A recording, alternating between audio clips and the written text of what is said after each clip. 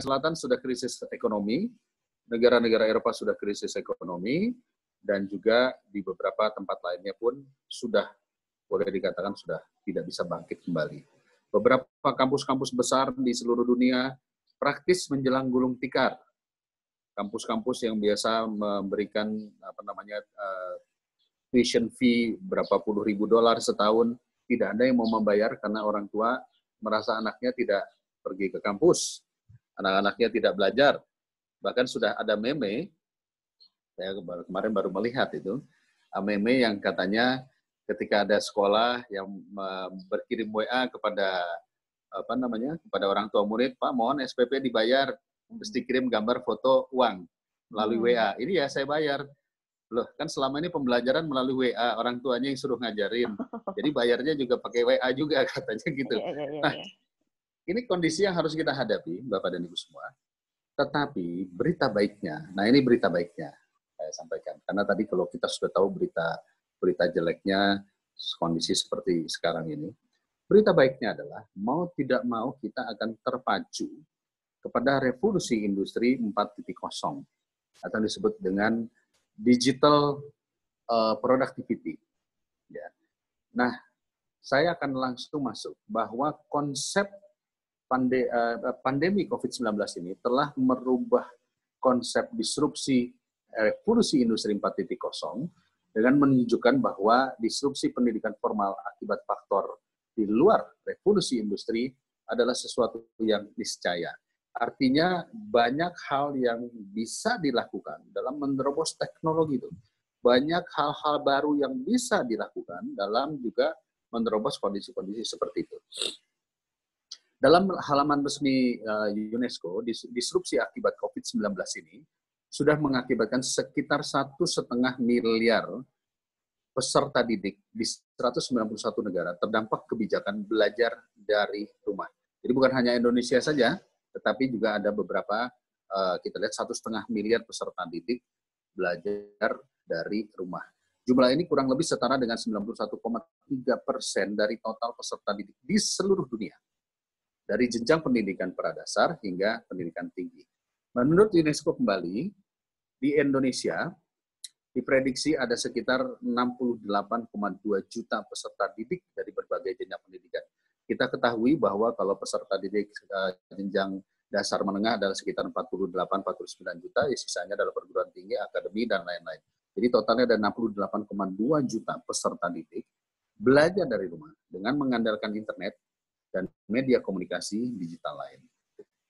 Bagi Indonesia tentunya kondisi ini adalah pertama kalinya di dalam sejarah pendidikan di Indonesia sejak eranya Ki Hajar Dewantoro kita melakukan pembelajaran jarak jauh.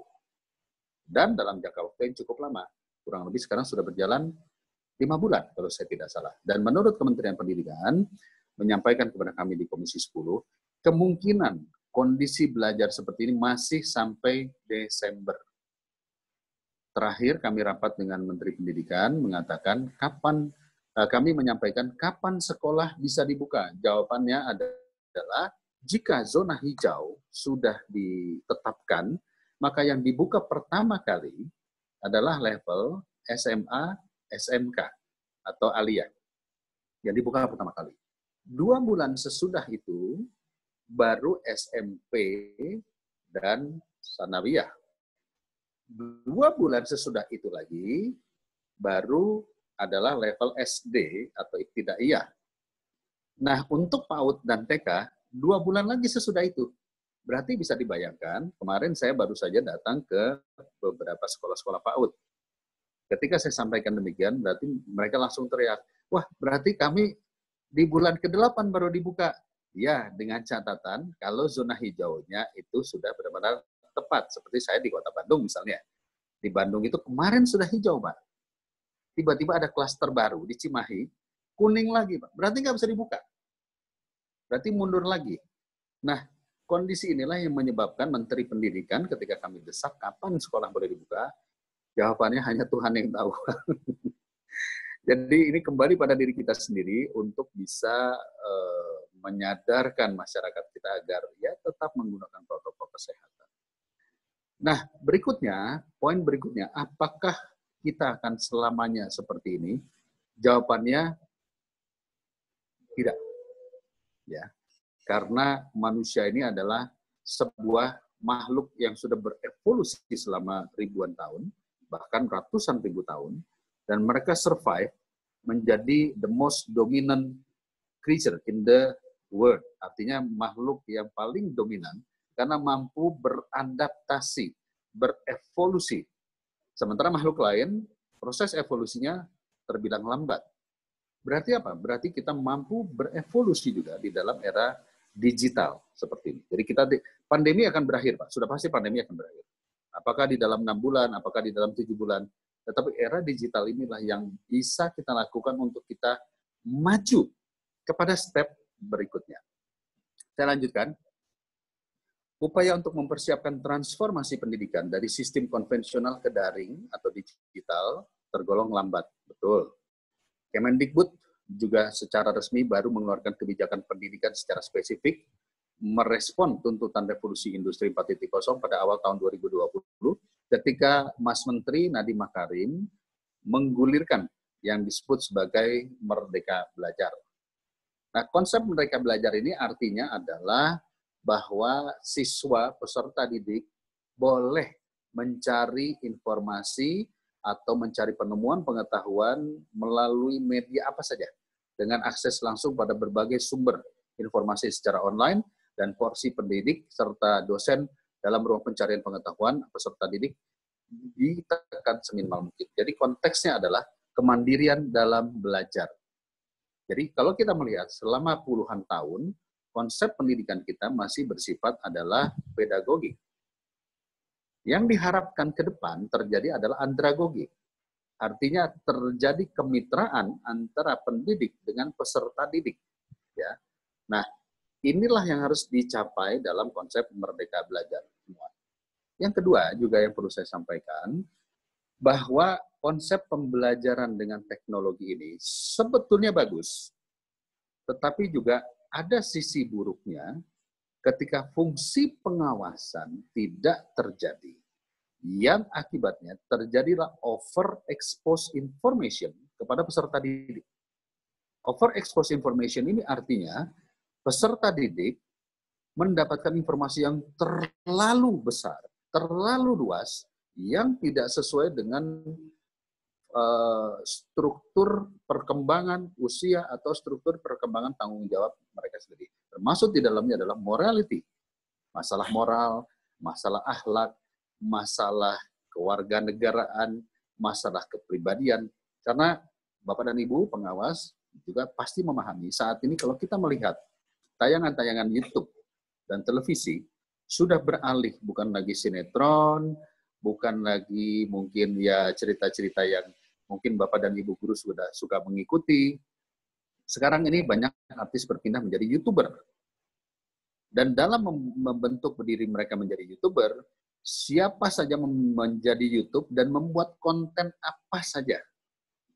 Mau itu pura-pura jadi gembel lah, membagi-bagi uang ke sana kemari lah, atau mungkin menggerebek pocong lah, menggerebek gendruwo lah.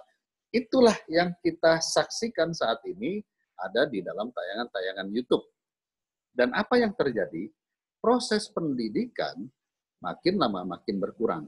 Yang terjadi adalah proses sekedar mengejar, mencari follower, membuat konten, dan juga akhirnya pada ujung-ujung adalah mencari uang. Karena dari hasil penjualan YouTube dan lain-lain itu akan memberikan uang. Inilah yang kami tekankan kepada Kementerian Pendidikan, tentunya adalah bagaimana Kementerian Pendidikan bertanggung jawab untuk bisa mengawal proses pendidikan jarak jauh. Jadi pendidikan jarak jauh ini bukan hanya sekedar melakukan PJJ, BDR, webinar, bukan Bapak dan Ibu. Tetapi juga konteksnya banyak yang jauh selain itu, yaitu mengawal proses pendidikan yang didapat dari konten manapun. Inilah menjadi tugas dan tanggung jawab kita semua. Sebagaimana kita ketahui, tentu metode pembelajaran dengan menggunakan teknologi digital ini ada beberapa hal yang menjadi permasalahan-permasalahan, yaitu salah satunya pertama masalah infrastruktur, masalah jaringan, masalah signal, masalah kuota HP, masalah tidak punya HP. Ini juga masih terjadi. Karena saya baru kemarin dikirim juga sebuah meme, ada video beberapa anak-anak SD berlari-lari menuju bukit hanya untuk mendapatkan sinyal supaya bisa belajar. Ada juga pemberitaan, ada satu murid yang masuk kelas, dia terpaksa melakukan tatap muka karena tidak punya HP. Yang punya HP hanya orang tuanya, dan orang tuanya mempergunakannya untuk bekerja. Ada juga meme yang menyampaikan kepada saya bahwa sekolah SD negeri sekarang tulisannya sudah menjadi SD negeri online.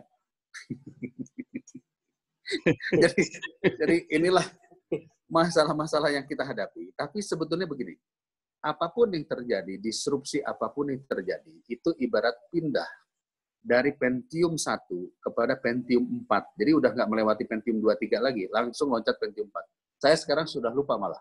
Komputer sekarang sudah Pentium 4 atau Pentium 8, saya juga lupa. Tapi poinnya adalah, ini kondisi yang sama pernah kita dapatkan yang disebut dengan millennium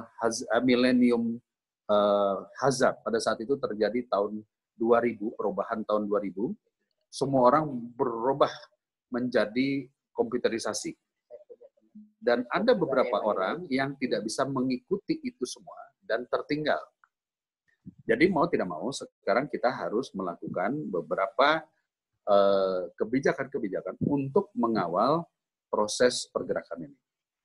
Yang pertama, kami dari Komisi 10 tentu meminta Kemendikbud untuk melakukan percepatan dalam pembuatan Juknis PJJ agar bisa dijadikan acuan sekolah-sekolah. Karena sampai kemarin saya masih mendengar laporan hampir setiap sekolah melakukan program yang beda-beda, pembelajaran yang berbeda kepada peserta didik. Dan para guru menyampaikan kepada saya, 3 bulan kemarin agak tergagap-gagap mau ngapain. Baru mendingan, baru mulai ketemu bentuk, baru 1 bulan terakhir ini. Ini menurut para guru yang saya dengar. Ya. Yang kedua, kendala yang terjadi pada pelaksanaan PJJ antara lain kesiapan infrastruktur, jaringan internet, kuota, perangkat komunikasi, serta kesiapan SDM pengajar dalam menggunakan teknologi.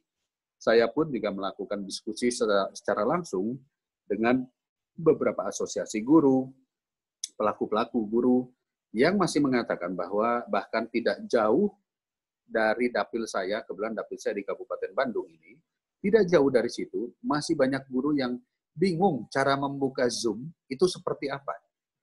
Bingung cara membuka Google Meet seperti apa, Google Classroom seperti apa, dan seterusnya. Bahkan ada yang bingung, apa sih yang harus diajarin? Nah, ini masih terjadi. Ya. Lalu yang ketiga, kami juga Komisi 10 mendesak pemerintah harus punya platform sendiri, platform pembelajaran, media pembelajaran lokal, atau menyempurnakan platform media pembelajaran yang sudah ada, serta dapat disosialisasikan agar segera digunakan. Kenapa saya katakan demikian? Pada awal-awalnya, Menteri Pendidikan mengatakan akan membuka platform bersama-sama dengan swasta. Disebutkanlah beberapa swasta yang kami protes. Kenapa harus swasta? Kenapa tidak punya Kemendikbud sendiri? Akhirnya kami desak, yang pertama kali dilakukan adalah pembelajaran melalui TVRI. Dan akhirnya sudah dilakukan, TVRI dalam 3-4 bulan terakhir ini sudah melakukan pembelajaran. Itu kalau tidak kami desak, nggak jadi itu TVRI. Yang jadi malah TV swasta. Jadi RRI, kami juga mengatakan RRI pakai RRI. Karena bagaimanapun TVRI, RRI itu punya social responsibility yang itu harus digunakan untuk pembelajaran bagi negara. Yang berikutnya juga kami meminta ada hal yang baik dari swasta. Contoh misalnya Ruang Guru, itu sebuah media pembelajaran Ruang Guru. Itu ternyata bisa membuat live serentak di TV swasta. Live di 5 stasiun TV swasta. Bayangkan. Untuk promosi dan juga memiliki kerjasama dengan provider untuk mengakses aplikasi tersebut dengan Rp0 bisa mendapat 30 GB. Pertanyaan saya, kenapa pemerintah tidak bisa bikin seperti ini? Kenapa pemerintah tidak bisa membuat kerjasama dengan sebut saja Telkomsel, Indosat, Oredo, Excel, Asiat, apapun juga, dengan memberikan 0 rupiah, tapi mendapat 30 GB dan disiarkan langsung oleh semua TV. Pertanyaan ini kan sebetulnya hal yang sederhana. Kalau ada duitnya pasti bisa, karena sudah pasti ruang guru dapat duit. Duitnya dari mana? Ya saya nggak ngerti, karena itu kan staf khusus presiden. Tapi poinnya adalah negara harusnya bisa memberlakukan hal tersebut. Saya membayangkan Bapak dan Ibu pengawas yang saya hormati, beberapa guru, beberapa orang tua menyampaikan kepada saya, Pak Dede, kalau kami melakukan pembelajaran via Zoom, dalam satu hari katakanlah 3 jam, 4 jam belajar, maka dalam 1 minggu, anak saya menghabiskan pulsa Rp100.000. Gurunya menghabiskan mungkin Rp200.000. Dalam 1 bulan, anak bisa menghabiskan Rp400.000. Itu untuk level SD, SMP. Yang kuliah lebih lagi, mungkin lebih mahal lagi. Gurunya pun bisa menghabiskan Rp1 juta hingga lebih untuk pulsa saja. Sementara honor guru honorer, kita juga paham, masih ada yang Rp300.000, Rp500.000. Itu sebabnya kami Komisi 10 mendesak dengan segera Menteri Pendidikan harus bekerja sama dengan Kementerian Kominfo dan provider harus segera membuat program pendidikan gratis kuota. Itu harus dilakukan. Dan insya Allah dalam waktu mereka janji kepada kami bahwa bulan ini mestinya MOU sudah selesai dan bisa dimanfaatkan sesegera mungkin. Ya. Berikutnya juga yang sudah kami desak Bapak dan Ibu yang saya hormati adalah bagaimana adanya relaksasi BOS. Mungkin Bapak dan Ibu kemarin juga paham, begitu pandemi start, kami mendesak agar guru-guru honorer itu bisa mendapatkan pembayaran melalui dana BOS, dan telah terjadi relaksasi BOS hingga 50% untuk guru honorer. Lalu kami desak lagi untuk kuota dan pulsa, maka diberikan lagi relaksasi untuk kuota dan pulsa. Kami desak lagi, ini masih banyak lagi infrastruktur HP dan sebagainya, akhirnya relaksasi dana BOS diberikan terserah kepala sekolah, kira-kira gitulah. Terserah kepala sekolah, yang penting adalah sesuai dengan pembelajaran ataupun yang lainnya. Tapi ternyata relaksasi ini membuat pintu masuk kepada hal-hal yang bersifat hukum. Kenapa? Karena terjemahan daripada relaksasi ini tidak sama dari terjemahan para pengawas, tapi bukan pengawas sekolah. Saya katakan mungkin oknum-oknum. Sehingga kemarin kita mendengar, Bapak dan Ibu, ada 60 lebih kepala sekolah mengundurkan diri di daerah Indragiri, Hulu, Riau. Akibat ada tekanan-tekanan dari oknum-oknum aparat yang mendesak atau mencari-cari, kira-kira begitulah. Nah, itu sebabnya ini menjadi tugas penting bagi para pengawas untuk mampu melakukan evaluasi, monitoring, koordinasi, dan lain-lain. Saya lanjut dulu sebelum kita masuk ke sana.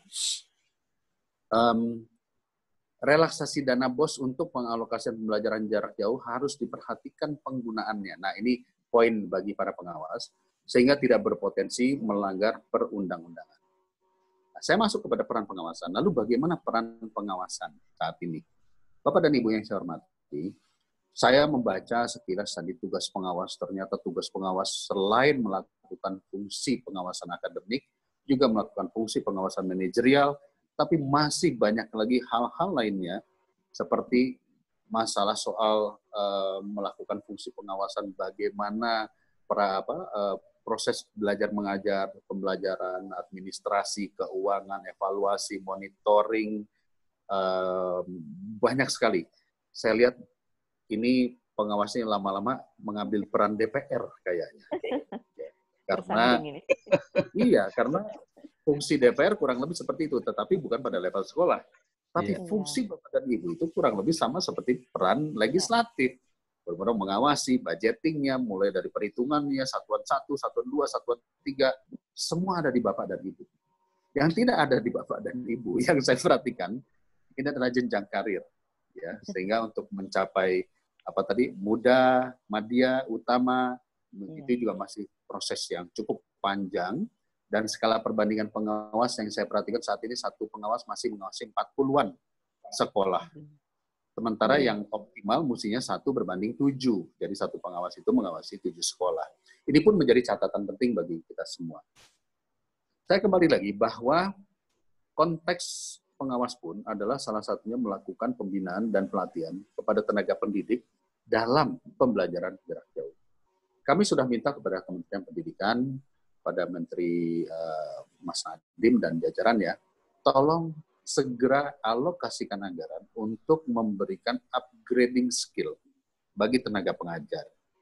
Karena konteksnya bukan soal mengajar menggunakan platform digital saja. Begini, siswa-siswa jika belajar lebih dari 2 jam, itu udah pasti bosen, dan akhirnya mereka tidak bisa menyerap apa yang disampaikan oleh guru-guru.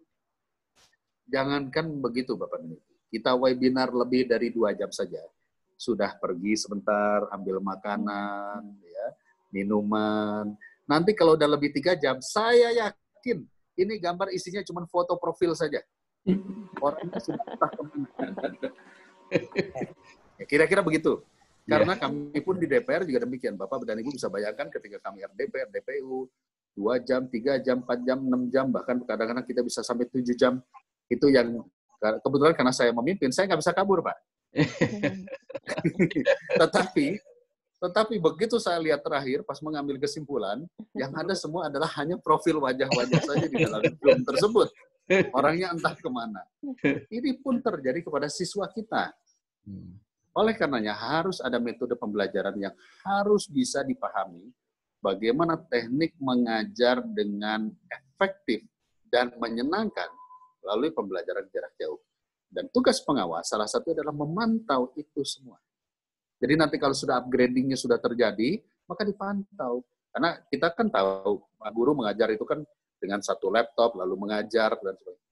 Tetapi, ada nggak pengawas yang mengawasi proses pembelajaran itu? Itulah yang menurut saya ini menjadi salah satu tugas pengawas juga. Tentu untuk di daerah zona hijau yang akan melakukan pembelajaran tatap muka, jika nanti dilakukan zona hijau ini diberlakukan tatap muka, yang saya dengar zona hijau itu hanya 4% dari seluruh Indonesia, Pak. 4% dari seluruh Indonesia, yang mungkin di NTT, sebagian di Sulawesi. Bahkan kemarin saya baru mendengar di Bukit Tinggi itu zona hijau. Begitu dibuka tatap muka, langsung ternyata guru-gurunya ada yang positif. Ditutup lagi, Pak. Ya. Di Sumatera Utara ada rektor salah satu universitas Sumatera Utara membuka tatap muka karena sudah zona hijau. Ternyata begitu dilakukan tes, dosennya banyak yang kena. Tutup lagi, Pak. Jadi inilah kondisi yang memaksa kita mau tidak mau, kita harus menemukan proses pembelajaran secara digital, secara jarak jauh, menyenangkan. Sebab kalau tidak menyenangkan, orang tua akan mengatakan begini, ngapain gue masukin anak gue ke sekolah? Mending belajar dari Google saja. Dan akhirnya tidak perlu membayar sekolah, tidak perlu membayar kampus. Nah inilah tadi saya katakan, sisi baiknya kita punya akses yang begitu luas. Sisi buruknya, kalau kita tidak menguasai proses pembelajaran ini, maka kita akan ditinggalkan. Sekolah akan ditinggalkan. Saya yakin. Kenapa? Karena anak-anak zaman sekarang milenial sini lebih pintar dari kita, Bapak dan Ibu. Anak-anak kita lebih pandai mencari informasi. Kita baru ngomong A sampai F, dia sudah mengatakan, salah Bapak, salah Ibu, yang benar itu adalah Z. Karena mereka mendapatkan akses informasi yang begitu luas. Nah ini pun menjadi tugas kita semua, monitoring pelaksanaan pembelajaran jarak jauh, agar tetap menjaga mutu pendidikan. Bapak dan Ibu, para pengawas yang saya hormati, pastilah peran pengawas sangat dibutuhkan sekali di era PJJ, pembelajaran jarak jauh ini. Mengapa? Karena belum pernah dari kita semua belajar untuk memberikan pendidikan efektif di era ini. Jadi tetapkanlah standar Bapak dan Ibu semua, tetapkanlah standar pengawasan era PJJ ini, buatlah sebuah skema, dan kemudian jadikanlah skema itu sebagai sebuah standard of excellence. Demikian yang bisa saya sampaikan. Sekali lagi terima kasih banyak Bapak dan Ibu. Marilah kita menjadikan hari ini hari yang bahagia dan tetap sehat. Terima kasih. Bila topik walhidayah. Assalamualaikum warahmatullahi wabarakatuh. Waalaikumsalam. Amin. Pak Dede, ini mohon maaf ini, tadi ada yang kebalik ini. Kebaliknya begini, teman-teman itu menunggu Pak Dede itu masih ingat ketika Pak Dede itu sebagai aktor begitu. Jadi ini yang di ruang ini, di depan itu semuanya penuh ibu-ibu menunggu Pak Dede begitu. Tapi kok saya waktu Pak Dede masuk itu nggak tahu gitu, maka mohon maaf. Iya, saya pakai namanya double D Yusuf soalnya. Iya, itu tadi. Iya. Soalnya kalau kata orang Jawa, kalau Dede itu katanya ngejemur. Panas. Betul. Jadi saya pakai double D gitu. Iya, baik. Ya, padahalnya Pak Dede ini perlu juga saya sampaikan teman-teman, ini pernah mendapatkan award itu sebagai 13 tokoh berpengaruh di Jawa Barat. Luar biasa. Kita tidak salah menghadirkan beliau. Terus yang ini yang menggembirakan lagi ya, beliau ini sekarang sedang kandidat doktor. Amin. Pak Dede sekaligus begini, di room ini itu ada yang sudah siap menjadi co-promotor di balik layar. Karena waduh, terima kasih. Ini ada marah ini. Kita hari ini dengan UNES ceritanya. Matur suwun. Ada Prof. Sri Marhaini, itu beliaunya itu di bidang sosial dan juga ada dekan di sini. Maka begitu lihat profilnya Pak Dede, saya sampaikan sangat luar biasa, siap menjadi co-promotor. Nah, terima kasih Prof, terima kasih. Iya, baik kita buka sesi tanya jawab ya Pak Agus ya. Ya, monggo. Kita lihat di chat itu semuanya mengatakan kalimat dari paparan Pak Dede itu menyejukkan semua. Begitu. Itulah yang diharapkan dari daya juangnya Pak Dede. Nah, sekarang kita beri kesempatan kepada yang raise hand ya Pak Agus ya. Iya, monggo. Yang raise hand. Oke. Kita buka pertanyaan pertama, siapa yang akan, tolong teman-teman dibantu dilihat di raise hand yang pertama nampilkan dulu. Ya. Bu Suginah ya. Pengawas DKI. Baik, dipersilakan teman-teman bisa bantu kalau ada kesulitan untuk meng-unmute. Bu Sugina dari DKI dipersilakan menyampaikan pertanyaan langsung kepada aktor kita. Aduh, orang komen langsung. Ya, silakan Bu Sugina. Halo? Bagus. Halo? Banyak, Bu. Bu Sugina. Di mute. Oke. Terima kasih, Pak. Ya. Alhamdulillah, puji syukur saya bisa diberi kesempatan bertanya nih Pak. Yang tadi saya dengarkan dari paparan Bapak, betapa pentingnya sinyal ini. Maaf, hilang suaranya. Peran guru dalam PJJ ini. Lapangan banyak yang pensiun, tapi perekrutan CPNS untuk guru. Ya, sinyal hilang lagi. Dengan adanya pandemi ini rupanya belum. Sementara di lapangan benar-benar dibutuhkan. Mohon informasi dari Bapak, bagaimana untuk guru-guru yang baru ini, kapan kira-kira bisa seleksi yang kedua dan bisa ditempatkan di lapangan. Yang kedua, Pak, tadi menyambung dengan paparan yang pertama, bahwa guru itu perlu adanya profesionalnya yang mengikuti dengan PPG. Nah, ada guru yang sudah lulus PPG ini, bagaimana kelanjutannya, khususnya guru-guru yang honor di negeri. Ini kami banyak pertanyaan dari guru-guru, karena bagaimanapun pendidikan ini berhasil maksimal di tangan guru. Maka keluhan-keluhan guru ini perlu mohon solusinya dari Bapak. Terima kasih, Pak. Ya. Mengadu ini, Pak. Pak Dede ini. Ya, ini. Ya sudah. Ya, kami tempat mengadu guru-guru, Pak Dede. Oke, enggak apa-apa. Mengadu kepada Pak Dede, itu bapaknya kita semua. Oke, silakan Pak Dede. Iya. Baik, terima kasih. Jadi sebagaimana yang saya sampaikan tadi, Soal teknis saya tidak menguasai, tetapi yang jelas perjuangan para guru-guru ini sudah kami suarakan. Bagi yang memfollow saya, nanti follow saya dong, makanya IG saya ya, Oke, WD Yusuf 66. Siap. Itu di situ juga saya berulang kali mendesak pemerintah untuk segera menyelesaikan permasalahan guru. Pertama adalah masalah CPNS, baik guru honorer K2, non-kategori. Karena begini, konteksnya adalah kebutuhan Kemendikbud untuk guru, ya itu untuk sampai tahun 2021 itu masih ada sekitar 950.000 guru. Sementara sekarang guru yang ada itu kurang lebih sekitar 1 juta guru yang non-PNS. Artinya kebutuhan gurunya masih besar dan tiap tahun ada sekitar 15 sampai 19.000 guru yang pensiun.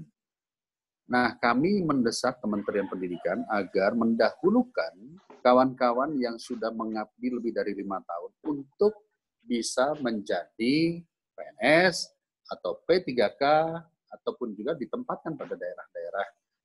Soal aturannya kapan, saya tidak bisa menjawab, Bu, karena saya bukan pemerintah. Doakan saja, mudah-mudahan saya jadi pemerintah nanti. Ya. Amin. Nah, Amin. yang kedua, tentunya ada hal juga menjadi penting. Bagi saya penting, yaitu masalah soal upah. Upah ini adalah undang-undang ketenagakerjaan yang mewajibkan siapapun yang mengabdi bekerja harus mendapatkan upah paling minim, namanya adalah UMK, ya, atau UMR, itu paling minim. Sementara kita mengetahui masih banyak guru yang fungsional mendapatkan upah jauh daripada UMR atau UMK. Nah, inilah yang mestinya kita perjuangkan terlebih dahulu. Jadi saya selalu memberikan clusteringnya begini. Nomor 1 itu adalah upah. Karena kalau orang upahnya sudah cukup, maka dia akan aman dalam hidup dan bekerja. Dan itu adalah tugas negara dimanapun untuk memberikan upah sesuai dengan job desk-nya. Yang kedua baru adalah kebutuhan guru antara demand dengan supply harus matching. Betul. Ya kan? Baru yang kemudian kita berbicara PNS-nya, CPNS. Karena kalau sudah PNS, CPNS, otomatis ada namanya di situ kemampuan negara membayar, kemampuan ini, kemampuan itu. Nah, kami dulu ketika saya memimpin Komisi 9, Komisi 9 itu tentang kesehatan, kami juga mendapatkan yang namanya bidan, perawat yang masih dibayar hanya 200.000 sebulan. Bisa dibayangkan itu. Sementara tugasnya sama beratnya dengan dokter atau PNS yang ada di sana. Akhirnya kami mendesak Menteri Kesehatan agar berkirim surat kepada seluruh bupati, gubernur, wali kota untuk tidak boleh melakukan pengangkatan tenaga honorer di rumah sakit jika di bawah upah minimum. Jadi harus menyelesaikan terlebih dahulu. Dan itu dilakukan dan alhamdulillah setelah setahun saya datang ke beberapa daerah, saya tanya perawat berapa, alhamdulillah Pak sudah 2 juta misalnya gitu. Ya itu sudah perubahan dari 200.000 menjadi 2 juta. Ini pun juga kita akan lakukan. Tapi kalau yang didesak adalah PNS, tentu domainnya ada Undang-Undang ASN, ada Kemenpan RB, ada BKN, ya, lalu kemudian ada kemampuan negara, kemampuan daerah, ya. Jadi oleh karena itu sekali lagi kami melihatnya ada 3 isu utama yang harus kita perjuangkan terlebih dahulu. Mungkin itu, Ibu, jawaban dari saya sekali lagi karena saya tidak menguasai tentang kapan jadwalnya dan sebagainya. Nanti bisa mestinya dengan kawan-kawan dari APSI yang lebih punya kontak langsung dengan para dirjen-dirjen. Demikian. Baik. Terima kasih, Bapak. Ya, kita selingi pertanyaannya dari Pak Eko kepada Pak Mus. Kita panel Pak Dede dengan Pak Dekan dari UNES, gitu ya. Oh, iya, kita berikan dulu kepada Pak Eko ya. Pak Eko, saya siap dulu, Bu. Pak Eko, disampaikan tadi pertanyaannya kepada Pak Mustafa. Membenahi pendidikan di negeri ini. Amin. Gitu ya Pak Dede ya? Amin. Baik. Nah, ini ada chat berikutnya, pertanyaannya itu begini Pak Dede, ini nyambung dengan Pak Mustafa. Ketika dari sisi UNES yang sudah berkolaborasi dengan APSI, kaitannya dengan peningkatan mutu kinerja pengawas, maka peran perguruan tinggi sudah mulai masuk nih. Nah, sekarang kaitannya dengan pandangan dari Komisi 10, bagaimana keterlibatan perguruan tinggi bareng-bareng meningkatkan kaitannya dengan upgrading tadi. Begitu Ya. Pak Didi. Baik. Baik. Terima kasih Bu Nini, Pak Mustafa, Profesor Mustafa. Sebetulnya saya mencoba berpikir dari sudut pandang kebijakan dulu ya, karena kalau sudut pandang teknis, akademis, dan sebagainya, kemampuan saya tentu jauh di bawah Bapak dan Ibu semua. Tetapi saya melihat begini, yang pertama adalah Indonesia ini masih memiliki angka kemiskinan standar rata-rata adalah 10%. Dengan jumlah pengangguran adalah sekitar 5%. 7 juta. Tapi di era pandemi ini angka kemiskinan kita naik sekarang 12%. Sementara angka pengangguran naik sekitar 2 juta lebih, sekarang sudah menjadi 9 juta lebih. Nah, dari sisi itu mari kita melihat kenapa miskin itu masih terjadi. Karena 10%, 12% dari 260 juta itu ya lumayan gede, Bu. Itu bisa mencapai angka 40 jutaan nantinya. Ya. Ternyata jawabannya sederhana. Keluarga yang miskin memiliki anak yang tidak punya kesempatan untuk mengakses dunia pendidikan. Untuk memotong rantai kemiskinan, yang perlu dilakukan adalah memberikan pendidikan kepada anak-anak itu. Nah, otomatis ketika anak-anak miskin ini mendapatkan pendidikan, mendapatkan akses, kemudahan, maka dia akan grow, berkembang menjadi orang-orang yang memiliki accessibility untuk mencari solusi dalam menjawab permasalahan dia. Jadi bukan hanya mengejar ijazah. Nah, sebetulnya konsep Merdeka Belajar ini harusnya mengarah ke arah sana, memotong rantai kemiskinan. Jadi bukan memotong kebodohan, karena zaman sekarang nggak ada yang bodoh. Semua orang bisa mengakses apapun. Jadi kita tidak bisa mengatakan bodoh lagi. Kita tidak harus berbicara APK kembali, ya, atau kalau kita mengatakan itu namanya apa ya dulu ya, saya lupa, buta aksara dan sebagainya. Bukan itu. Sekarang yang dibutuhkan adalah bagaimana orang memiliki akses. Kita bayangkan saja, UKM tidak berkembang karena tidak memiliki akses. Begitu masuk dunia online, begitu masuk digital, UKM memiliki akses untuk mempromosikannya melalui media sosial, melalui Facebook, melalui Instagram, dan akhirnya dia memotong rantai yang disebut sebagai middleman, dia bisa langsung pada direct. Dunia pendidikan juga demikian.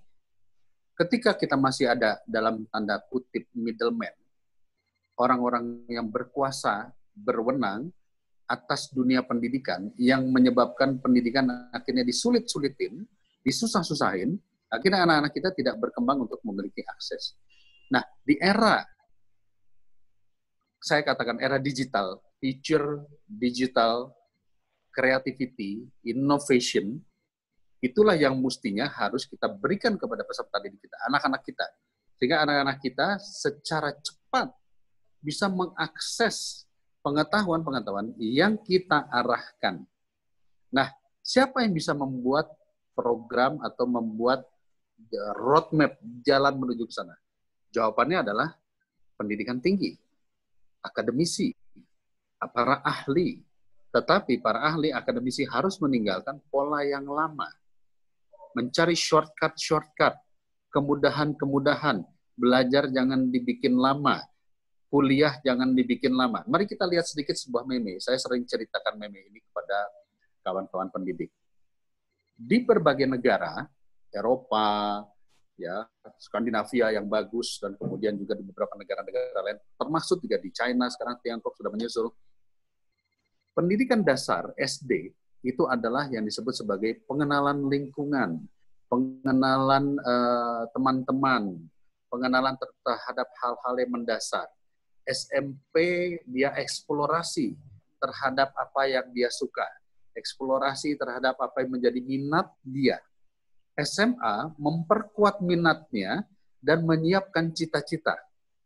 Kuliah menyusun roadmap fokus kepada cita-cita tersebut.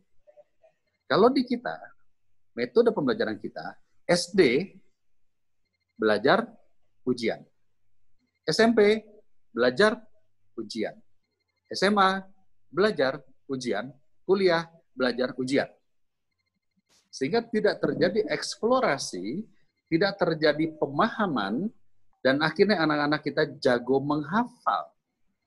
Anak-anak kita akhirnya hanya sekedar bisa menjawab apa yang ditanyakan guru, tetapi tidak memiliki narasi, tidak memiliki nalar untuk untuk bisa mencari solusi.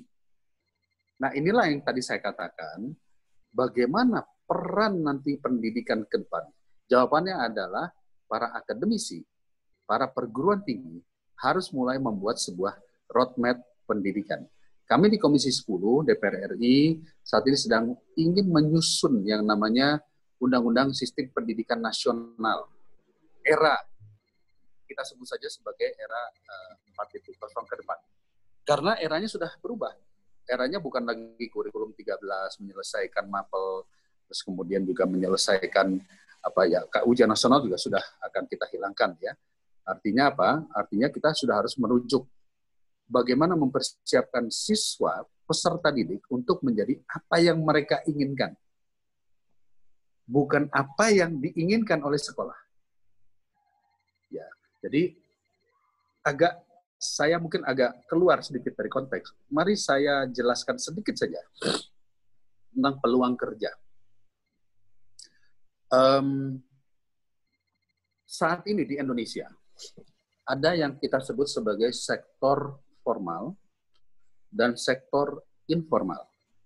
Sektor formal ini adalah mereka yang bekerja berdasarkan kontrak kerja formal.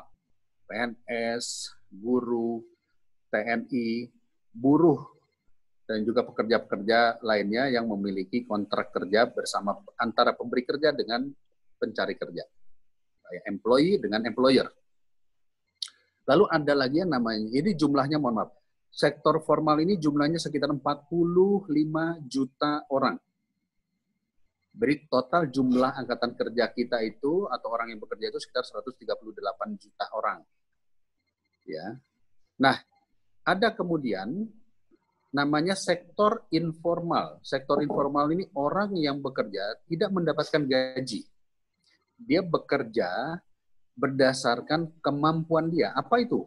Jasa, profesional, ya artis, seniman, tukang, apa saja, tukang cukur, tukang cilok, tukang batagor, dan sebagainya. Mereka bekerja, kalau mereka cerdas, mereka inovatif, mereka menghasilkan uang. Dan mereka bisa menghidupi orang lain. Ya, mereka bisa menggaji orang lain. Jumlahnya berapa? Jumlahnya adalah 80 juta, kurang lebih. 70 sekian, 77, 78 juta. Saya sebut saja 80 juta. Ya.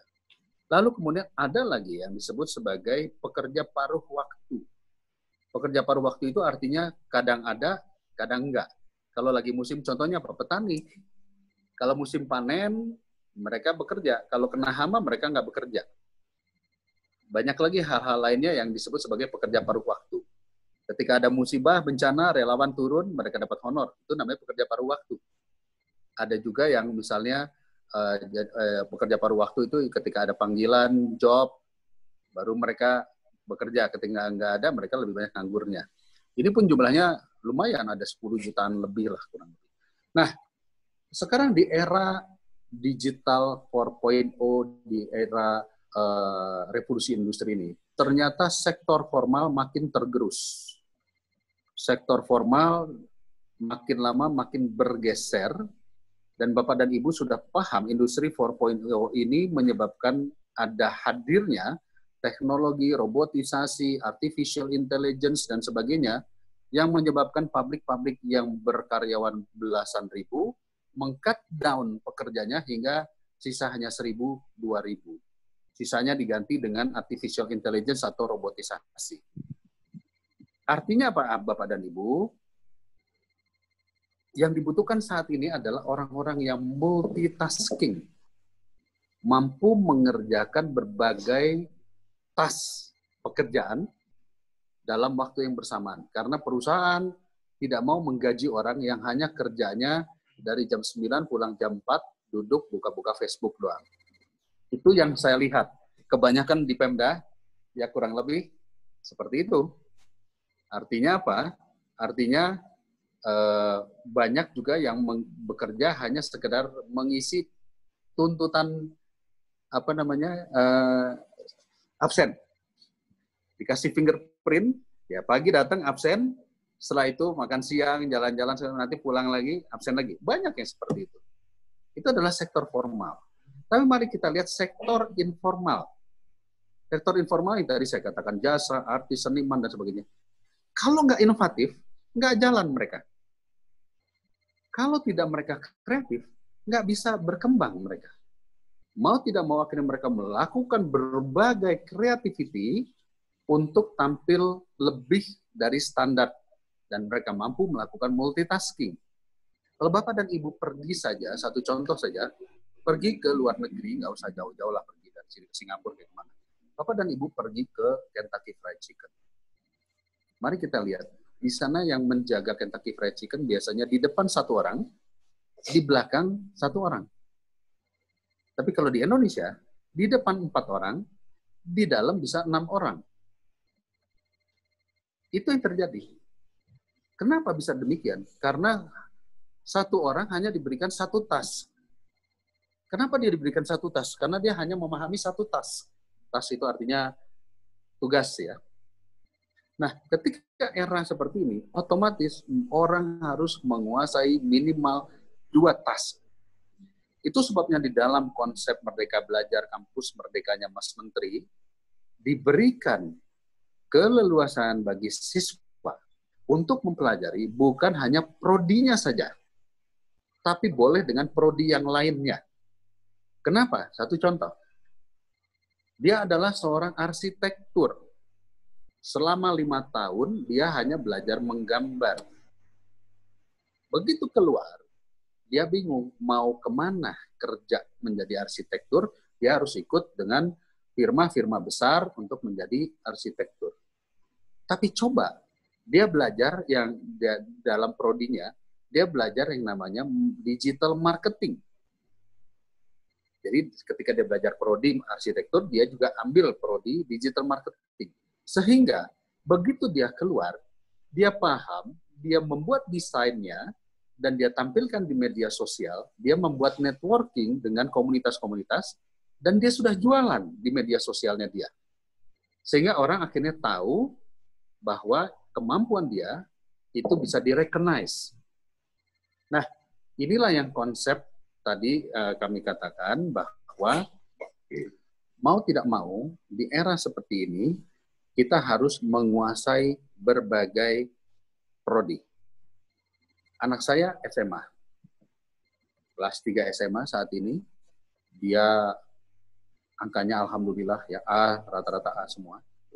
Tetapi kemudian saya menjelaskan kepada dia, what is your passion?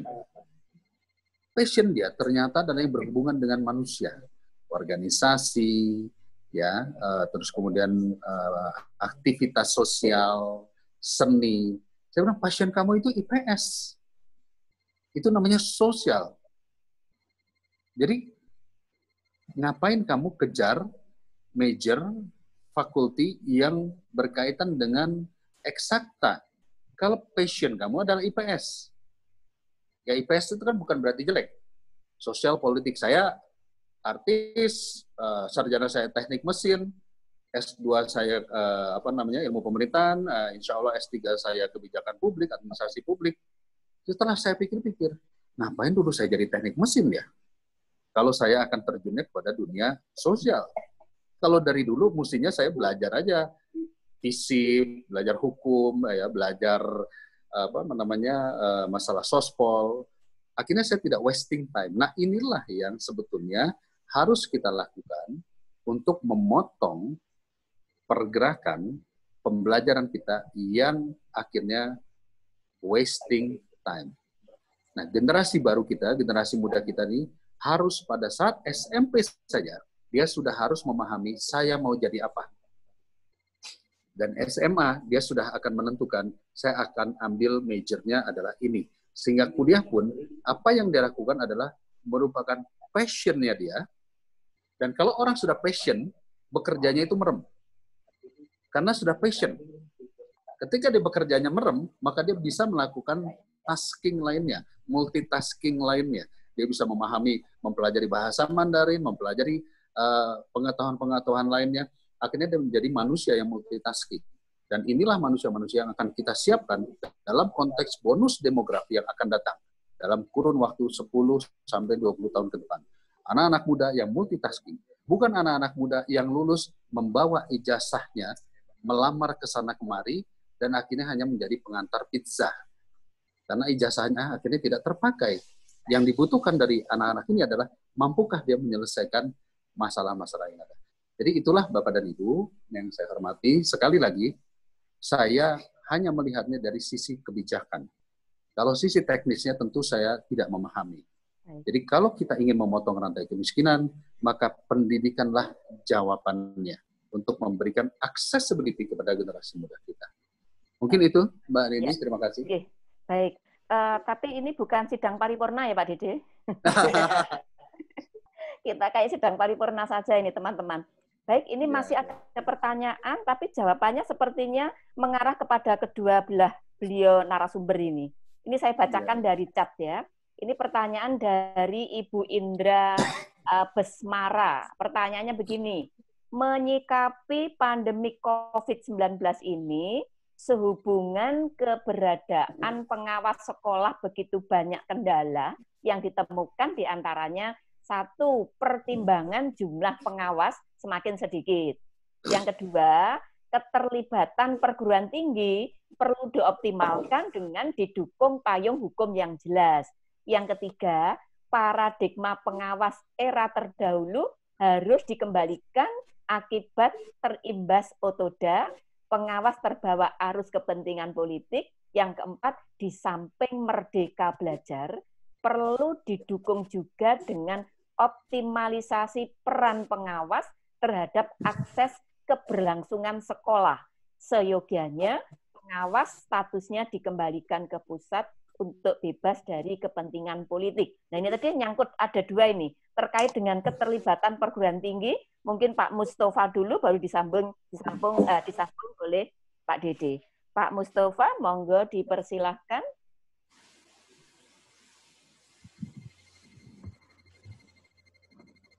Halo, Pak Mustafa. Di mute ini. Okay. Izin 1 menit, saya lari ke belakang sebentar ya. Oke, baik. Terima kasih. Baik, ya. Ya, terima kasih.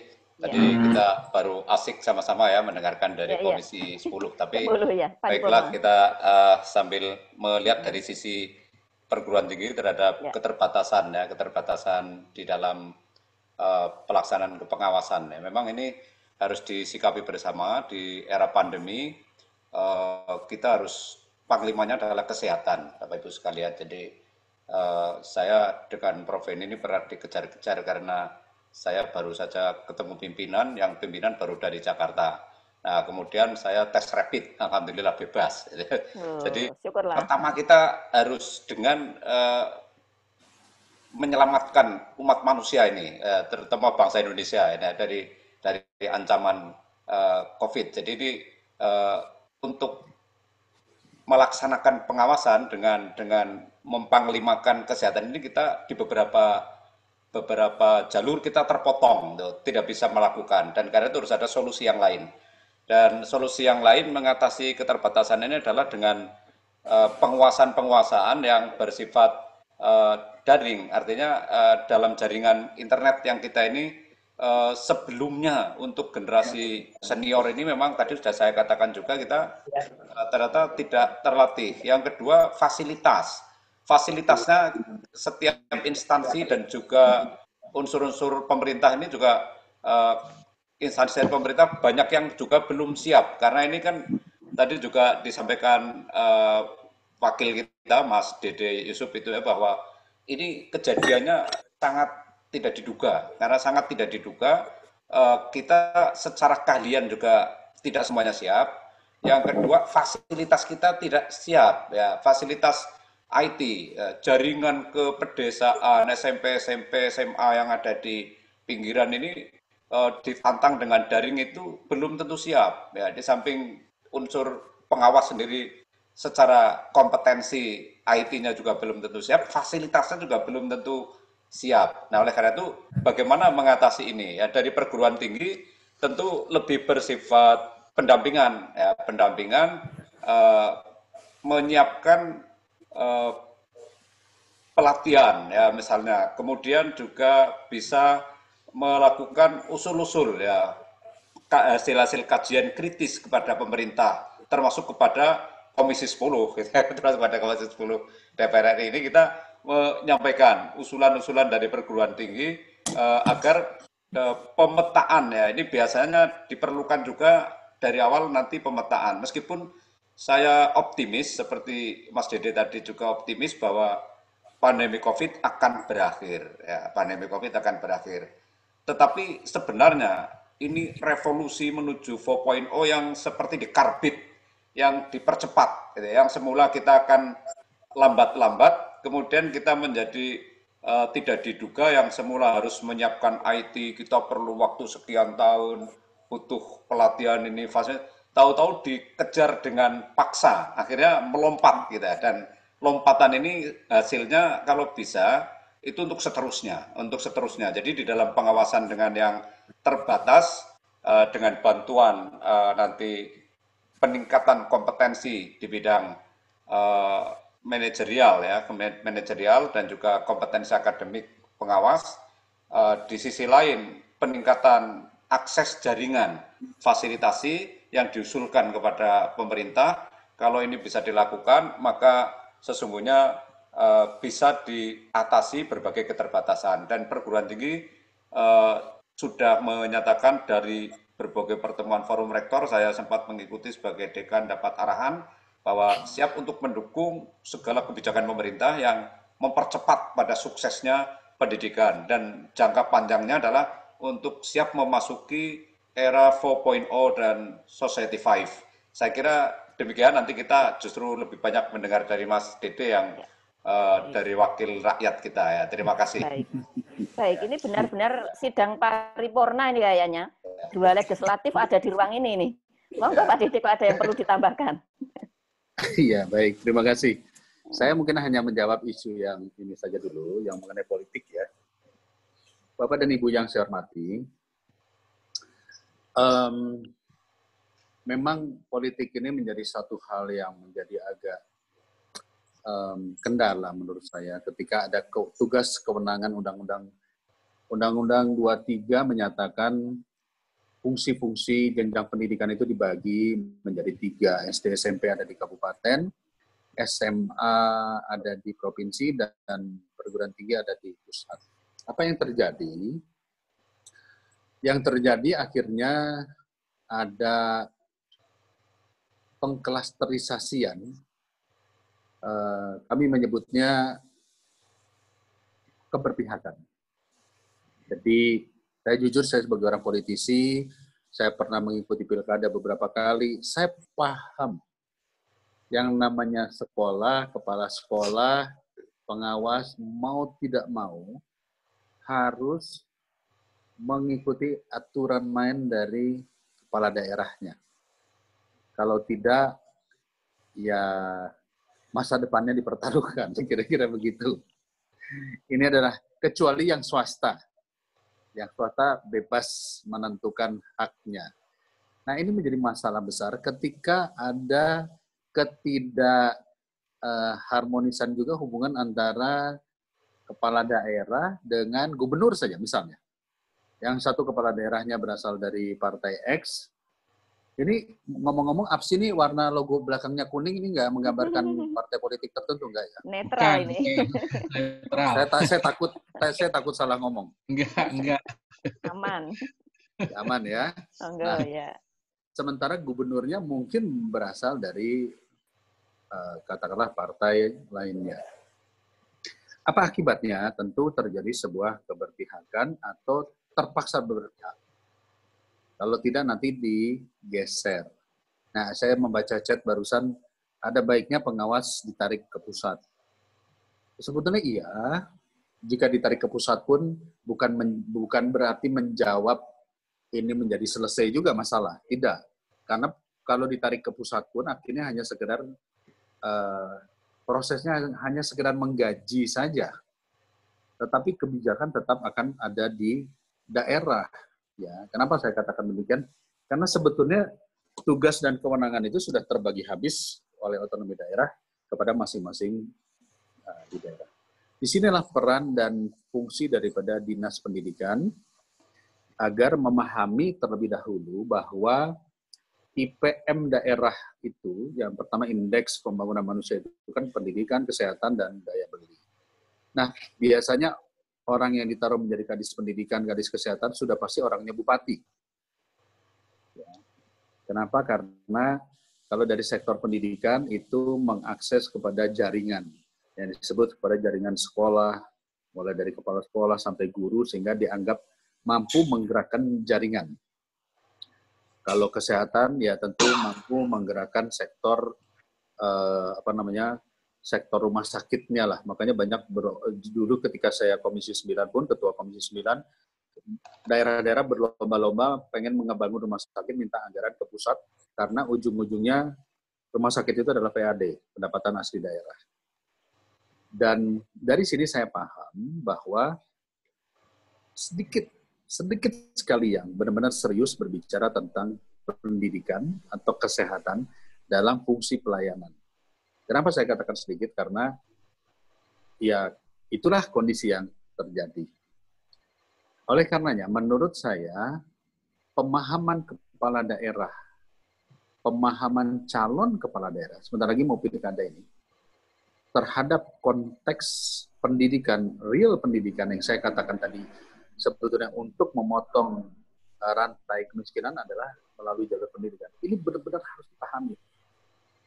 Jadi, apakah tim sukses, apakah pembisik dari dunia pendidikan, itu menjadi penting. Jangan tim sukses itu dari dunia kontraktor. Karena kalau tim sukses dari dunia kontraktor, maka ya konsep membangunnya adalah Dinas PU yang akan lebih banyak dapat anggaran. Itu yang terjadi.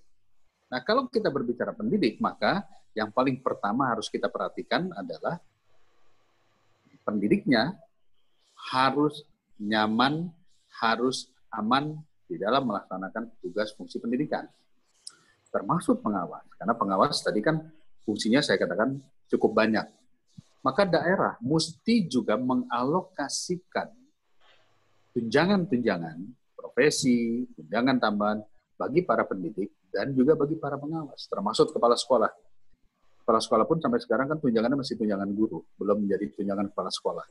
Pada jabatannya, administrasinya, bebannya, diperiksanya, kepala sekolah lebih banyak. Jadi menurut saya ini pun harus jadi catatan-catatan, ya. Bahwa nanti perlukah kementerian, saya pikir perlu, kementerian harus membuat regulasi, membuat aturan main yang jelas. Saya akan cerita kepada Bapak dan Ibu sedikit mengenai anggaran pendidikan. Di dalam Undang-Undang Dasar disebutkan anggaran pendidikan adalah 20% daripada APBN ataupun APBD. Ini sebabnya banyak kita lihat di daerah ataupun juga di pusat yang kawan-kawan pemerintah ini merasa nggak penting lah dengan DPR. Toh anggaran kita sudah pasti 20%, kira-kira begitu. Jadi tidak fungsi daripada pengawasannya jadi kayak seperti diabaikan. Karena dianggap katakanlah dianggap bahwa mau dengan DPR itu sudah pasti 20%. Nah, sayangnya 20% dari APBN ini tidak semuanya dikelola oleh Kementerian Pendidikan. 70% dari 20% ini turun ke daerah dalam bentuk DAK dan DAU pendidikan. Ada DAK fisik, ada DAK non-fisik. Termasuk biaya operasional, BOS, dan lain-lain. Ya. Nah, kewenangan menggunakan DAK fisik dan non-fisik ini, atau DAU ini adalah adanya di pemerintah daerah. Kalau sudah masuk kepada gelondongan pemerintah daerah, kadang-kadang yang dari 70% dari pusat turun ke bawah ini, itu diaku sebagai 20%-nya APBD. Sehingga APBD daerah kadang-kadang tidak perlu mengeluarkan banyak untuk pendidikan karena dianggap sudah tercover dari DAU pemerintah pusat ke daerah. Ini yang menjadi masalah. itulah yang menjadikan kadang-kadang daerah tidak menambahkan anggarannya untuk melengkapi menjadi 20% itu.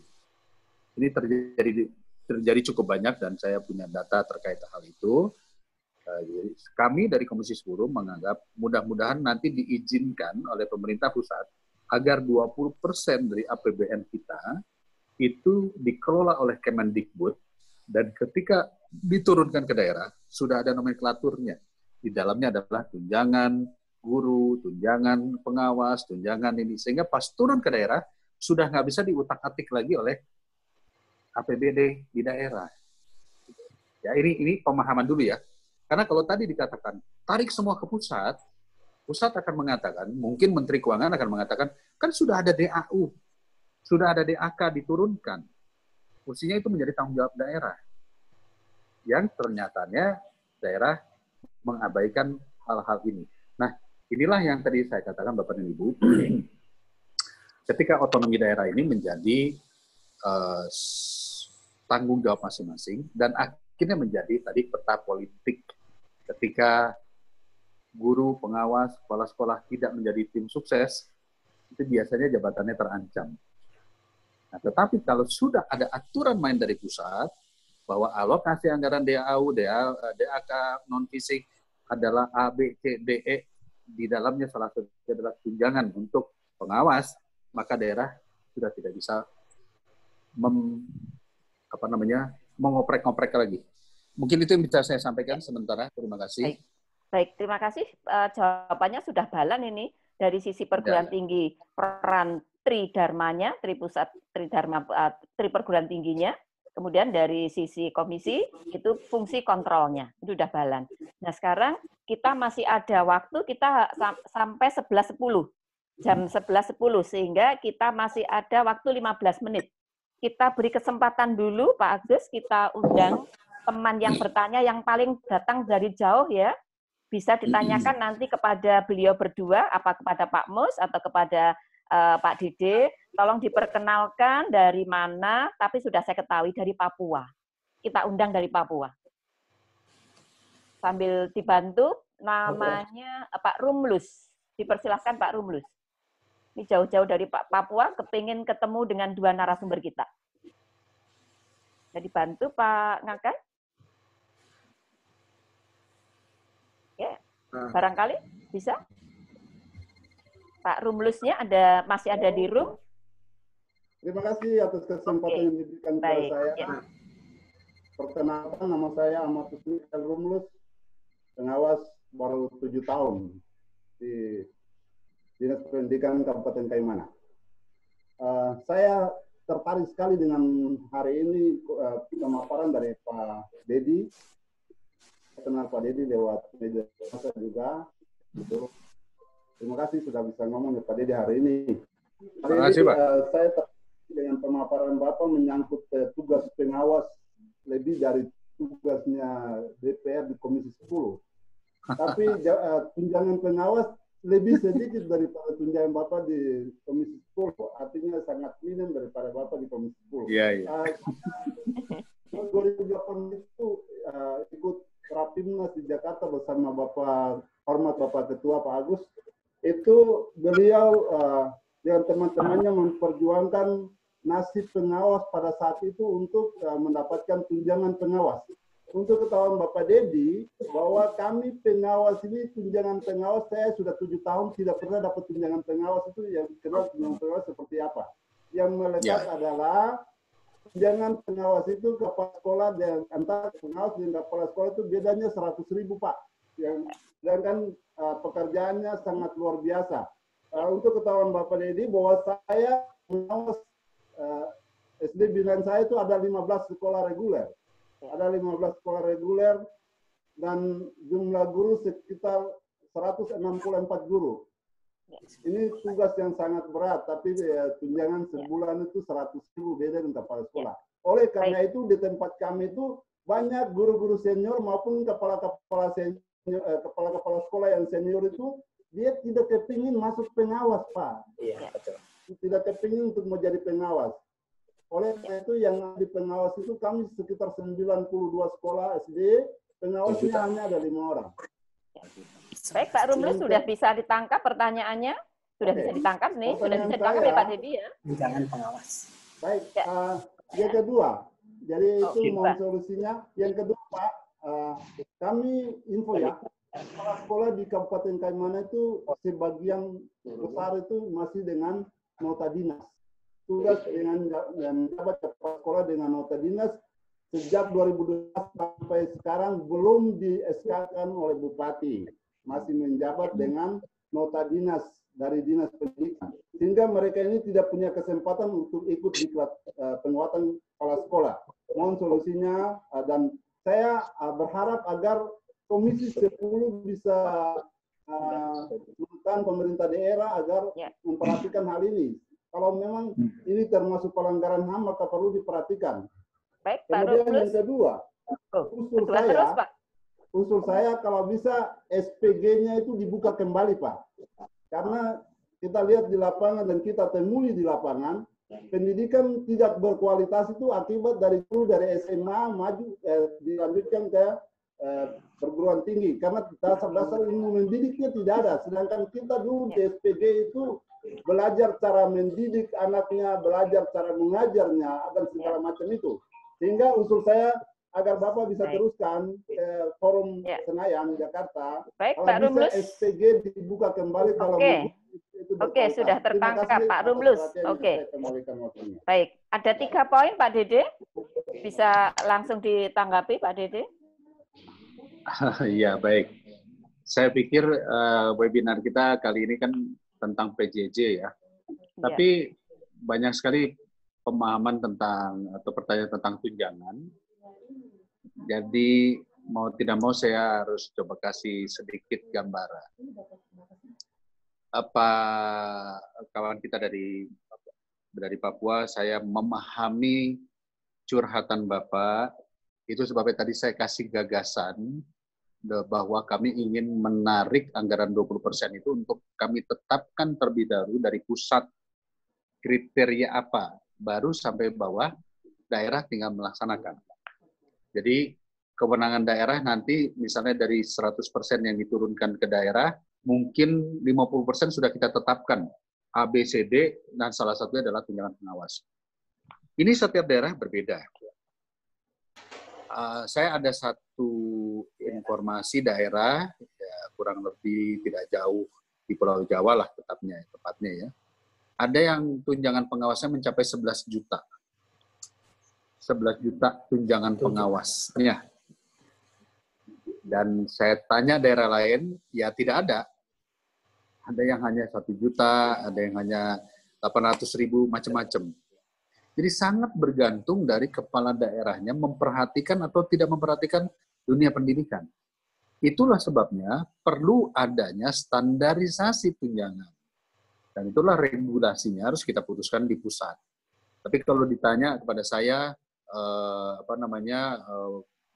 berapa besarannya, agak susah menghitungnya. Kami saat ini pun sedang menghitung dana BOS. Dana BOS itu 54 triliun, yang antara 51 sampai 54 triliun. Tiap tahun berbeda, yang diturunkan di daerah, dan ternyata nggak efektif juga untuk memberikan peningkatan pendidikan. Kami sedang berpikir, mungkinkah dana BOS ini kita alokasikan langsung kepada per lembaga. Jadi bukan hitungannya bukan per anak. Kalau hitungannya per anak, maka akibatnya harus kita kalikan dengan 48 juta anak atau siswa. Tapi kalau kita berbicaranya per lembaga, dari situ kita bisa menghitung biaya komponen komponen biaya sekolah itu akan ketahuan. Sekolah level A, B, C itu akan ketahuan berapa biaya yang harus di-cover. Nah, ini semua masih dalam sebuah rumusan-rumusan. Jadi sekali lagi buat kawan kita dari Papua, terima kasih Pak. Memang bedalah dengan DPR, dengan kan masalahnya kan kalau pengawas tidak nyari suara, kan suara itu mahal Pak, kalau apalagi noken Pak. Jadi jangan dibanding-bandingkan. Saya sebagai artis dengan gaji DPR, saya enakan jadi artis Pak. Bikin YouTube konten ratusan juta. Tapi inilah pengabdian, dan itulah yang sudah kita pilih jalan hidup yang sudah kita pilih adalah mengabdi buat negara. Jadi perbaikan harus kita lakukan. Pemerintah, komitmen pemimpin harus dilaksanakan pada dunia pendidikan. Jika ada sistem-sistem yang memang harus kita rubah, mari kita rubah. Catatan Bapak akan saya masukkan dalam revisi Undang-Undang Sistem Pendidikan Nasional, bagaimana caranya agar aturan-aturan main itu kita standarisasi terlebih dahulu dari pusat, baru ketika turun ke daerah, itu bisa dijalankan oleh pemerintah daerah, sehingga tadi jangan sampai ada daerah yang memberikan tunjangan 11 juta, dan ada daerah yang hanya memberikan tunjangan 100.000. Ini yang kita tidak inginkan. Mungkin itu catatan kecil dari saya. Terima kasih, Bu Nini. Ya, baik. Baik, Pak Dede, Pak Mustafa. Ini waktu kita tinggal 6 menit. Tampaknya yang di chat itu kan masih banyak pertanyaan-pertanyaan. Nah, ada beberapa pertanyaan yang mungkin memang nanti akan kita bahas pada sesi panel di akhir ya, bersama dengan Pak Agus nanti ya. Tapi karena ini masih ada 6 menit, boleh nambah satu lagi penanya ya. Satu saja. Tambah penanya lagi, dipersilahkan dari Pak Suyanto. Pak Suyanto. Ada Pak Suyanto? Yang dari Raise Hand ini ada Pak Suyanto? Oke. Pak Suyanto, coba dilihat apakah khawatirnya seperti yang disampaikan Pak Dede tadi, tinggal profilnya begitu. Ya, masih ada ya? Silakan. Oke, silakan. Yuk, silakan Pak. Wah, luar biasa sekali Bu Nini. Terima kasih Bu Nini, Pak Ya. Agus, dan ini Pak De Yusuf dari Komisi 10 DPR RI. Nah, sebenarnya sudah banyak yang terjawab pertanyaan saya, Bu. Oh gitu. Karena penanya sebelumnya, karena saya sudah dari tadi rasanya, jadi sudah belakangan ini. Ya, Cuman yang dapat kami dapatkan luar biasa hari ini, Bu, mulai dari pengalaman Pak De Yusuf berkaitan dengan Merdeka Belajar, kemudian tadi yang saya garis bawahi tadi untuk kalau dulu untuk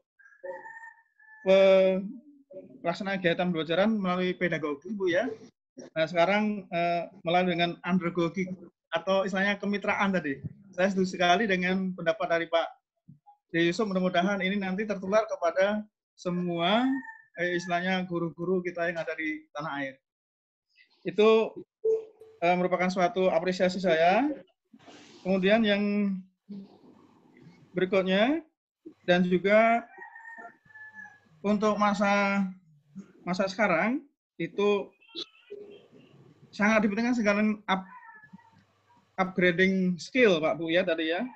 Jadi bukan hanya kemampuan di digital saja, tapi juga harus bagaimana pembelajaran yang 2 jam saja itu harus saja bisa menyenangkan, kemudian tidak membosankan. Maka seorang pengawas atau seorang guru harus menguasai. Pertanyaannya, Bu, skema yang bagaimana untuk di masa COVID ini sehingga semua bisa terakomodir, Pak Bu. Itu aja, Pak. Ya. Gimana ini, Pak Mustafa atau Pak Dede nih? Gimana? Pak Dede dulu, monggo. Oke, monggo. Yes. Mumpung ada kesempatan ini, Bapak Ibu. Terima kasih Pak Mustafa. Kebetulan Ibu Nini, saya kalau boleh habis menjawab satu ini, saya diizinkan untuk meninggalkan ruang sidang karena saya harus kembali ke Jakarta. Ada pertemuan. Jadi saya akan jelaskan. Ini pertanyaan yang menarik dari Pak, siapa tadi namanya? Saya mohon maaf, saya tidak catat. Pak Sumiyato ya, Suyamto. Pak Suyamto, saya ini jelek-jelek ini saya adalah guru taekwondo Pak, puluhan tahun. Iya. Jadi saya guru ekskul, saya mengajar di sekolah sejak dari tahun 86, saya mengajar di sekolah, sampai tahun 2004 saya masih mengajar di sekolah-sekolah.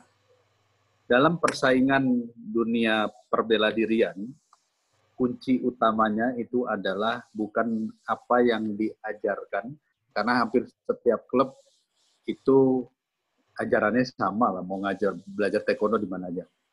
Kuncinya adalah pelatihnya menarik atau tidak menarik. Itulah yang membuat orang akhirnya akan datang. Oh, saya mau berlatih di sini karena yang ngajar Dede Yusuf gitu. Kenapa Dede Yusuf? Oh, dia enak ngajarinnya, santai, kita mengerti, kita paham. Kadang-kadang kita diajak guyon, nggak dikasarin melulu.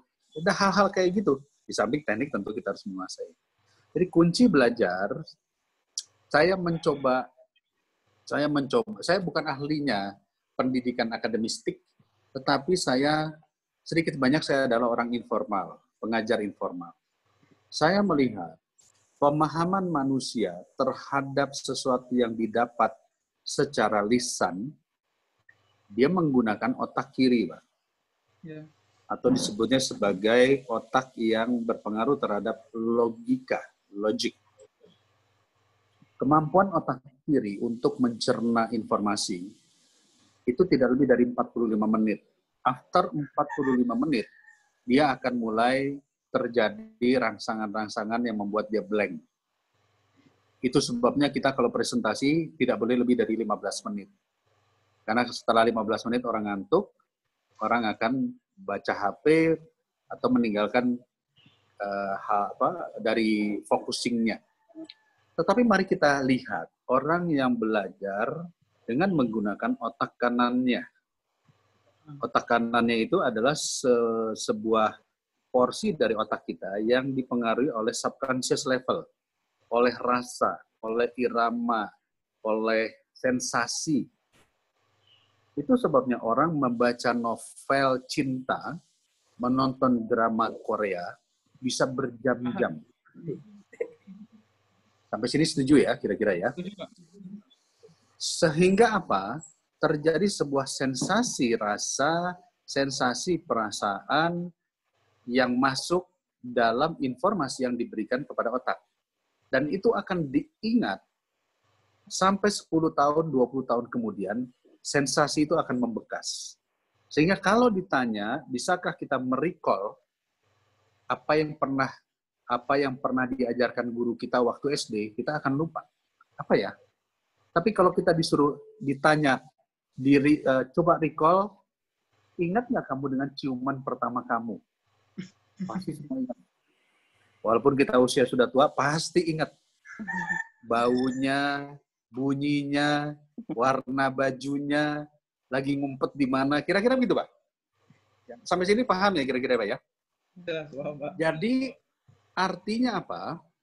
Potensi kita untuk memberikan pembelajaran agar tidak membosankan, kuncinya adalah di rasa. Kuncinya adalah di how you express yourself, dan orang itu merasakan ekspresi kita kembali. Tetapi kalau kita mengekspresikannya hanya pemikiran akademistik, hanya pemikiran logistik, maka yang terjadi orang itu hanya mampu menerima 45 menit. Setelah itu anak itu akan mengabaikan. Nah, mari kita belajar dari kontekstual ini. Ini bukan pengalaman saya, tetapi kontekstual tentang potensi otak kiri dan otak kanan, yang sesungguhnya kemampuan otak kita ini baru 10% yang digunakan. Ketika kita mengajar dengan keberaturan, keseragaman, logika, aturan-aturan yang mengikuti harus baku, maka kemampuan menyerapnya tadi saya katakan tidak lebih dari 40 menit. Tapi ketika kita memasukkan unsur emosi, tertawa, guyon, senang, kita mendengarkan Ustadz Abdul Somad ceramah 2 jam pun tidak bosan. Jadi mungkin ini satu gambaran ketika guru akan melakukan pembelajaran, express yourself. Bukan express your knowledge, tapi express yourself. Mungkin itu, Pak Samyanto. Ya. Baik. Pak Dede, apakah memang sangat buru-buru banget? Kalau buru-buru banget, kita mau foto bersama dulu. Oh, boleh foto bersama. Ya, kita foto bersama dulu deh. Foto bersama. Pak Mustafa nanti masih melanjutkan. Terima kasih. Baik. Pak Ngakan dibantu untuk membuka, teman-teman semuanya ya membuka videonya masing-masing ya, dibantu untuk memfotokan dari Pak Ngakan ya. Baik, Ibu dan Bapak, berikan senyum terindah untuk Pak Dede yang segera harus bertugas di Jakarta. Baik, 1, 2, 3. Baik, terima kasih. Pak Dede, maaf, 1 menit saja diberi hadiah dulu. Sebelum meninggalkan tempat, Pak Dede diberi hadiah dulu. Silahkan Pak Zul, diberi hadiah dulu. Ya, makasih Bu Nini. Pak Dede ya. Izinkan ini dari Absi Ya, Desa, saya sampaikan dari Bintan, Provinsi Kepri. Mantap. Gagah perkasa anak negeri. Panglima hebat pemimpin negeri. Pak Dede hebat, bijak bestari. Semoga siap selalu berbagi untuk Absi. Oke. Tepuk tangan, luar biasa. Ya. Baik, terima kasih Pak Dede. Mohon maaf bila ada yang kurang berkenan. Selamat bertugas. Terima kasih Bu Nini, Pak Agus Sukoco, Pak Mustafa, semua kawan-kawan dari Matur suwun. Mohon maaf tidak bisa mengikuti semua. Assalamualaikum warahmatullahi wabarakatuh. Waalaikumsalam. Selalu sehat. Amin. Amin. Amin. Amin. Ya. Baik, sekarang aktor kita adalah Pak Mustafa. Tadi ada jawaban yang belum tuntas, Pak Mustafa. Monggo dipersilahkan. Ya, terima kasih. Sebenarnya dari teman-teman pengawas ini luar biasa kaya pengalaman itu ya dalam pendampingan dan pengawasan kepada kepala sekolah dan institusi sekolah. Menurut saya kekayaan informasi ini memang perlu disinergikan dengan perguruan tinggi. Ya, perlu sekali disinergikan. Di perguruan tinggi ini